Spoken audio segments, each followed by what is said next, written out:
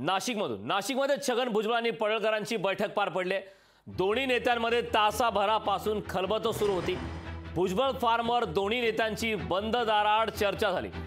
आपण धनगर मेळाव्याला आल्याने छगन भुजबळांची भेट घेतली असं पडळकरांनी म्हटलंय। त्यामुळे माझी भेट वेगळी आणि वरिष्ठ नेते भेटतात ती वेगळी असं देखील स्पष्टीकरण पडळकरांनी दिलंय। भुजबळांना उमेदवारी न दिल्याने ओबीसी समाज नाराज असल्याच्या चर्चा होत्या। त्यानंतर या बैठकीला आता महत्त्व प्राप्त झालं होतं। नाशिकमध्ये छगन भुजबळांनी पडळकरांची बैठक झालेली आहे। दोन्ही नेत्यांची बंद दाराआड चर्चा झालेली आहे। या भेटीनंतर मात्र पडळकरांनी आता यावरती स्पष्टीकरण देत असताना माझी भेट ही वरिष्ठ नेत्यांच्या प्रमाणे नसून माझी भेट ही वेगळी आहे अशा प्रकारचं स्पष्टीकरण दिलेलं आहे। याबाबतचे ताजे अपडेट देण्यासाठी आपले प्रतिनिधी महेश महाले आपल्यासोबत जोडलेले आहेत।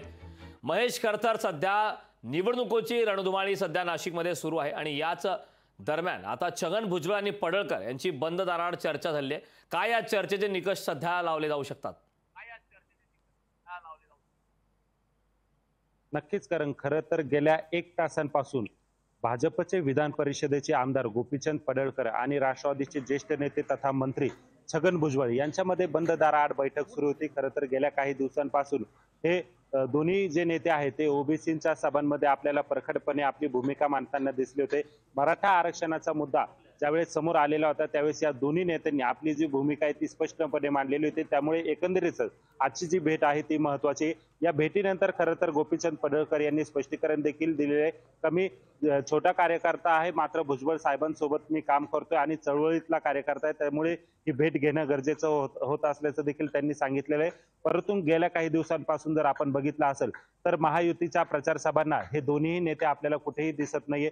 प्रचार सभांना दोघाही नेत्यांना बोलवलं जात नाही अशी देखील चर्चा या माध्यमातून सुरू आहे। खरं तर मराठा समाजाची नाराजी, आपल्या मतांवर त्याचा परिणाम होऊ नये म्हणून महायुतीतील वरिष्ठ नेत्यांनी या दोघांनाही प्रचारापासून किंवा प्रचार सभेपासून लांब ठेवल्याच्या चर्चा ज्या आहेत त्या सध्या महत्त्वाच्या आहे। आणि या सगळ्या पार्श्वभूमीवर खरं तर पडळकर आणि छगन भुजबळ यांची ही भेट महत्त्वाची होती। आता ओबीसी समाजासाठी नेमकी काय भूमिका घ्यायची त्याच्या बाबतीतलं जे खलबत आहे ते या बंद दाराआडच्या बैठकीमध्ये झालेले आहे। त्यामुळे दोघांच्या भेटीतून आता ओबीसी समाज आपली नेमकी काय भूमिका यापुढे मांडणार आहे हे बघणं महत्त्वाचं ठरणार आहे।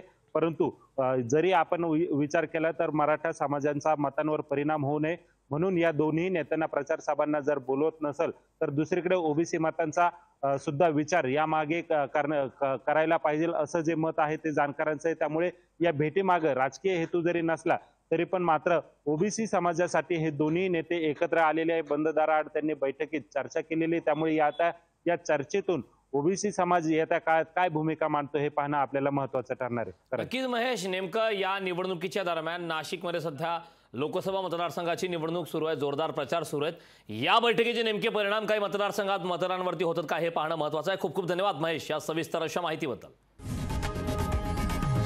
लोकशाही मराठी ऐका, पहा, जागरूक रहा।